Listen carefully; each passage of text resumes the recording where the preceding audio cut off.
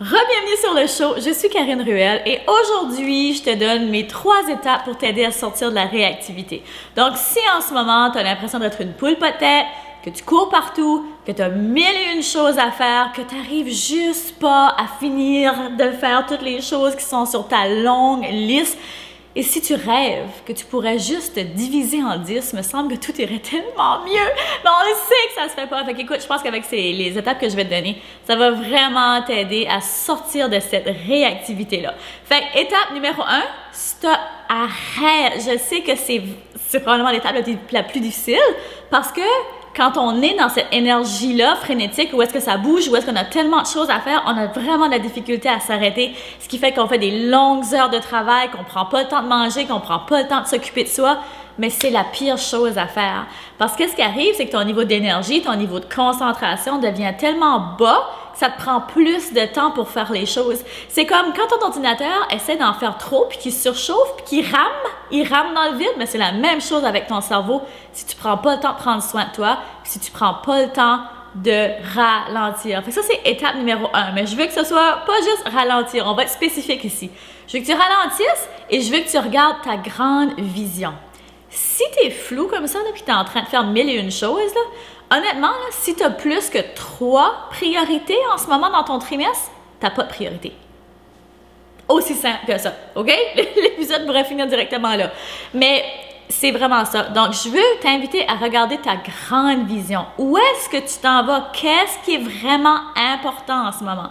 Est-ce que tu travailles par trimestre? Ça, c'est déjà une première question. Moi, quand j'étais réactive et que j'arrivais juste pas à faire mes choses, c'est parce que, de un, j'avais pas de priorité. Tout était une priorité, je devrais dire. Dans ma tête, tout était une priorité. Mais honnêtement, si tu as plus que 3 priorités, ça veut dire que tu n'as pas de priorité. Tout passe comme une priorité, right? Fait c'est quoi qui est vraiment important dans ce trimestre? Fait que, prends ta grande vision numéro 1. Qu'est-ce que tu veux voir accompli dans la prochaine année? Là, on est vraiment dans la méthodologie EFIC que j'enseigne dans Productivité féminine, puis que je parle beaucoup sur le podcast. Donc, première chose, grande vision. Où est-ce que tu veux t'en aller? Établis 5 projets. Ensuite, décortique-moi ça en 3. Là, tout de suite, dans le moment présent, qu'est-ce qui est vraiment important pour ton prochain trimestre? Et fais-toi une liste. Fais-toi une liste de choses à faire. Ça, c'est ton deuxième étape. Fais-toi un plan. Parce que pas de plan, pas de résultat. C'est bien beau de se dire, OK, oui, c'est vrai, j'arrêterais d'être réactive, par exemple, avec les meetings.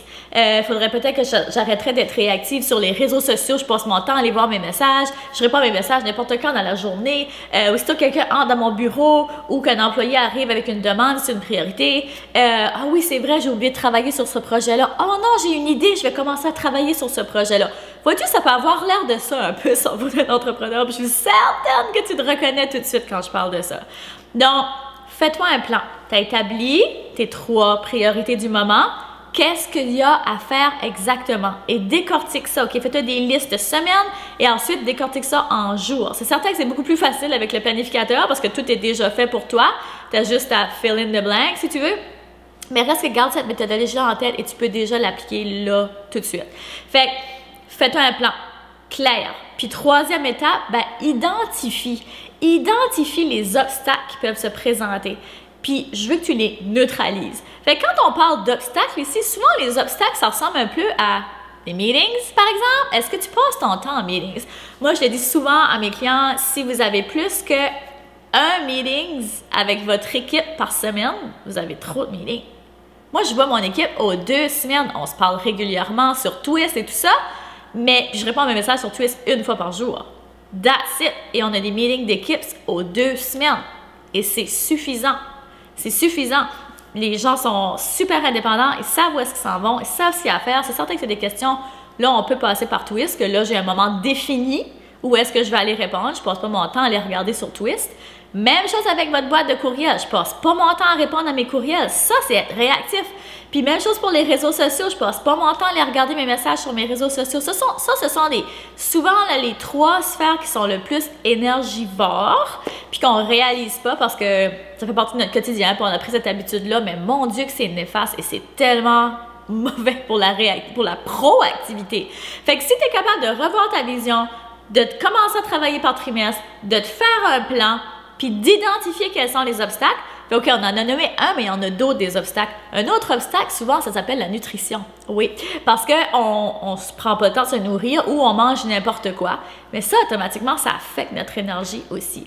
Fait que d'apprendre à cooker en batch, d'utiliser des services comme HelloFresh ou whatever, assez rapidos, même dans les épiceries, il y a souvent des repas qui sont quand même assez sains, préparés d'avance. Donc, trouver une façon. Juste trouver une façon de pas trop mettre votre énergie là. Moi, en tout cas, ça m'aide énormément. Là, depuis que je le fais, j'avais le mom guilt dans le tapis au début parce que, mon Dieu, moi, avant d'avoir mes enfants, je me disais donc, moi là, je suis entrepreneur, je travaille à la maison, je vais avoir le temps de cuisiner.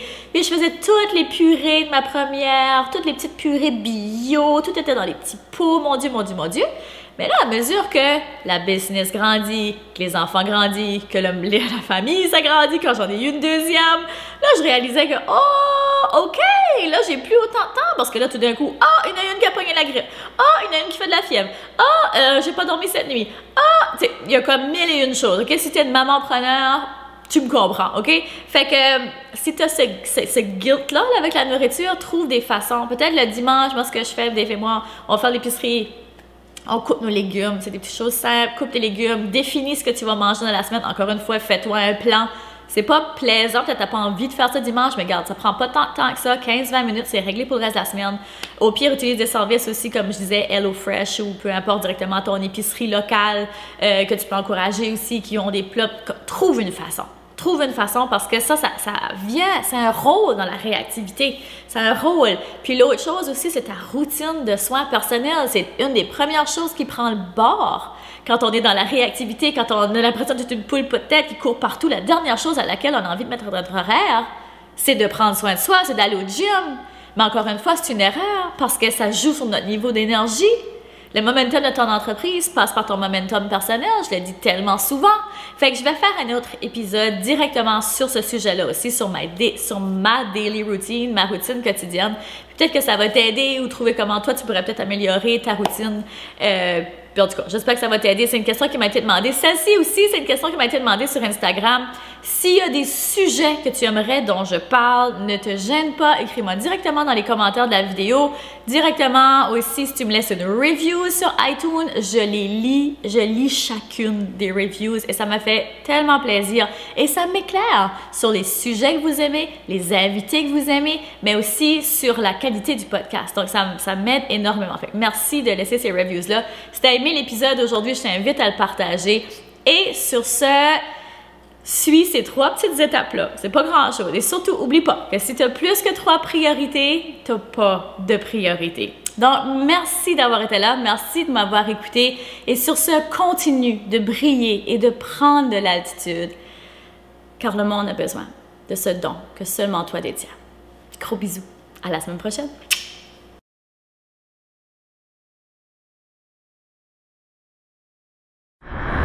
Vous venez d'écouter le podcast Altitude. Pour ne rien manquer des prochains épisodes, abonnez-vous au podcast et cliquez sur le 5 étoiles. Vous pouvez aussi consulter nos outils gratuits créés pour vous au www.podcastaltitude.com. Merci d'avoir été là et à très bientôt dans le prochain épisode Femmes d'Altitude.